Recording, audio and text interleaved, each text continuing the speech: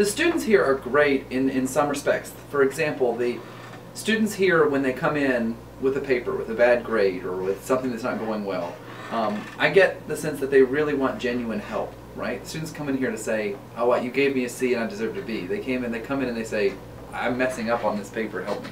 I find that kind of honesty really fun to deal with. I was just having a student in my office yesterday who her mind was blown by realizing that race wasn't a biological category, and we just had this really amazing conversation. I just feel like there are some places you could go where students are so narrowly focused on their GPA, getting the grade.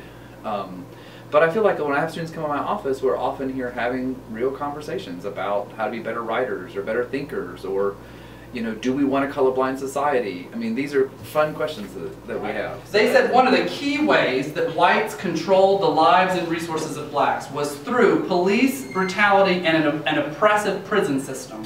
All right? And in 1970, over half of all inmates in the United States were African American.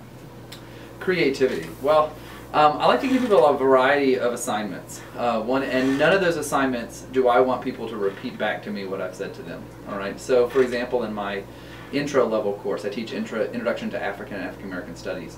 What I'll do is I'll throw out a huge question like, what is racism? Right? Where I expect students to come up with their own answer for that question and pull together the sources that we've dealt with in class, the readings, the differing opinions, this sociologist, that psychologist, that historian, piecing those together to come up with a defense of their definition of racism. I want them to be approaching knowledge in that way. I don't want them to be passively receiving knowledge. Right? I want them to be actively critical of the knowledge they're receiving, piecing it together from multiple sources, choosing one side over the other, offering out alternatives to the ways in which other people have organized that information. Because that's something I want to see of the citizens of Arkansas and the United States and the world, right? I want to see people who are skeptical when they hear a claim that doesn't seem to be backed up with evidence. You get images of black men patrolling black neighborhoods in New York and Chicago and Oakland, all right? They're armed, they're organized, they're trained, all right? And they're not firing on anybody, but they've clearly said that they're here to protect the community from the police.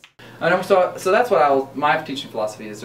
I want you to be someone who is actively working with information and knowledge, creating new knowledge, organizing it in new ways. I'm Dr. Matt Harper, UCA educator.